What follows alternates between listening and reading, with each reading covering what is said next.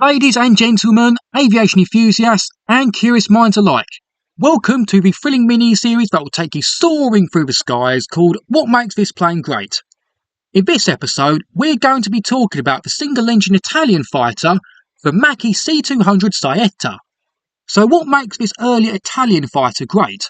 Well, despite it becoming a more outdated aircraft as the war went on, it became one of Italy's most produced fighters and would help form the backbone of the Italian Air Force.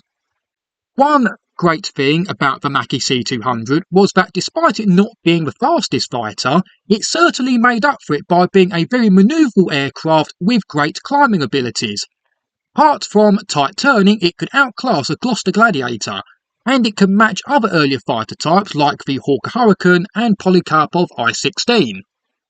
Another great thing about the Macchi C.200 was that it was a pretty rugged aircraft with an air-cooled radial engine. This meant that it was a good aircraft for ground attack and fighter-bomber sorties, and they would perform these missions throughout the war against both land and sea targets. Not only would the Macchi C.200 stay in frontline service throughout the war, even with later fighters being introduced like the Macchi C.202 Folgore for example, but the Saetta would also go on to serve well in multiple theatres in the war. They mainly served in the North African theatre, where they were fitted with dust filters and took part in a range of missions including bomber escort.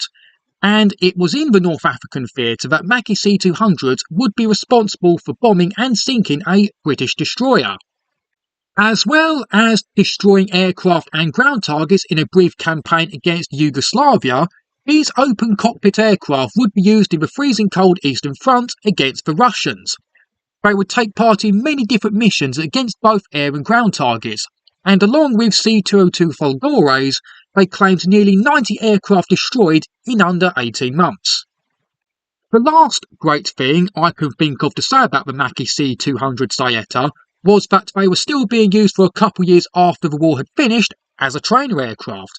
In fact, a lot of C.200s would be relegated to being advanced trainers, as more advanced fighters became more available on both sides. And that's it for this thrilling journey through the skies. If you haven't already, make sure to subscribe to this channel and hit that notification bell so you can stay up to date with my aviation content, etc. Check out the two videos at the end, or my CD reviews, or even the playlist I've created. Cheers.